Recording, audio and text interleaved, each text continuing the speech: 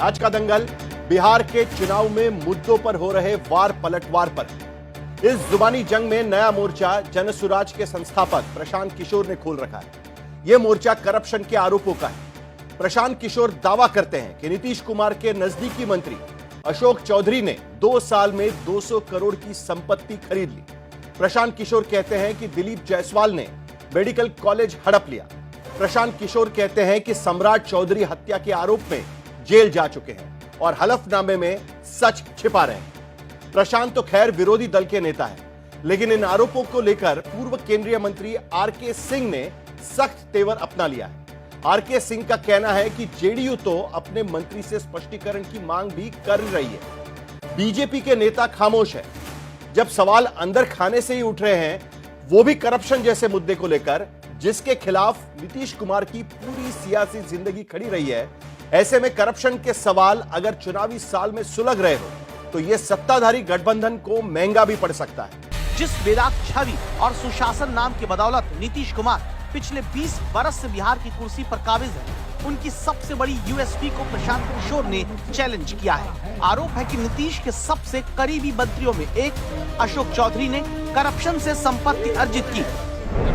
आप मंत्री हैं, अपने पीए के नाम पर आपने जमीन खरीदी 2019 में, फिर 2 बरस के बाद उसी जमीन को बिना पैसा दिए अपने बेटी के नाम पर ट्रांसफर करा लिया। जब इनकम टैक्स का नोटिस आया तो फिर उसी पीए को आप पैसा बैंक के माध्यम से जारी कर रहे हैं। ये तो बैंकिंग का ट्रांजैक्शन है, जमीन की रजिस्ट्री है, वो हमने जारी किया है। पहली बार हम अग्नि परीक्षा से गुजर रहे हैं, तो जिन पर आरोप लगा है, हम जीरो टॉलरेंस की सरकार है, उनको आकर के पूरे तथ्यों के साथ मीडिया को बताना चाहिए कि आरोप में सच्चाई क्या है। गेंद उनके पाले में है।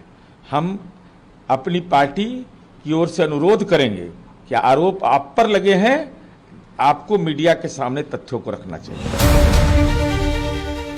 मतलब ये कि अशोक चौधरी को नीतीश कुमार की ओर से दो टूक कहा जा चुका है कि चुनाव के मौसम में अगर भ्रष्टाचार के आरोप लगे तो सफाई देनी पड़ेगी, क्योंकि प्रशांत किशोर का आरोप है कि अशोक चौधरी ने 2 साल में करीब 200 करोड़ की संपत्ति खरीदी। इतना ही नहीं, साल 2022 में पटना में 38 करोड़ से ज्यादा की 5 जमीनें खरीदी गई। अशोक चौधरी तो इन आरोपों पर चुप हैं ही। प्रशांत किशोर ने बिहार बीजेपी के प्रदेश अध्यक्ष दिलीप जायसवाल और डिप्टी सीएम सम्राट चौधरी पर भी सनसनीखेज आरोप लगाए। हम बिना तथ्य के बात बोलते ही नहीं है। अगर मैंने कहा कि दिलीप जायसवाल ने सिखों के मेडिकल कॉलेज पर कब्जा किया है, तो आज तक दिलीप जायसवाल का मजाल है, कह देंगे कि नहीं हम कब्जा किए हैं। आज तक बोल पाए? आप बताइए, सम्राट चौधरी यहाँ के डिप्टी सीएम है। सम्राट चौधरी का ओरिजिनल नाम सम्राट कुमार मौर्य है। इन पर मर्डर का इल्जाम है। ये जेल गए हैं, नामजद अभियुक्त हैं, जेल गए। मेरा तो मानना है कि जिन पर आरोप लगाया गया है उनको उसका उत्तर देना चाहिए। यही बात जदयू के प्रवक्ता ने भी कही और मैं उससे सहमत हूँ। जैसे कि अब हमारे प्रदेश अध्यक्ष पर आरोप लगा कि उन्होंने एक हत्या में उनका इन्वॉल्वमेंट है, या एक माइनॉरिटी मेडिकल कॉलेज को इन्होंने हड़प लिया, उसका उत्तर देना चाहिए। सम्राट चौधरी पर उसने आरोप लगाया कि नहीं साहब, सो ये फर्जी डिग्री दिखा रहे हैं, ये 7वीं फेल है इत्यादि, ये हत्या में आरोपित हैं। इसका उत्तर देना चाहिए। उत्तर नहीं देने से क्या होता है कि पार्टी की छवि धूमिल होती है। जिस बिहार में जंगल राज, भ्रष्टाचार और परिवारवाद के खिलाफ बीजेपी लड़ाई का दावा करती है, जिस एनडीए के सुशासन काल को बीजेपी गवर्नेंस विद डिफरेंस करार देती है, उस दावे पर इतना गहरा दाग अगर चुनाव के दौरान लग रहा है, और वो भी पार्टी के अंदर से ही, पूर्व मंत्री आरके सिंह जैसी शख्सियत ने सशक्त विरोध किया, तो विपक्ष टूट पड़ा।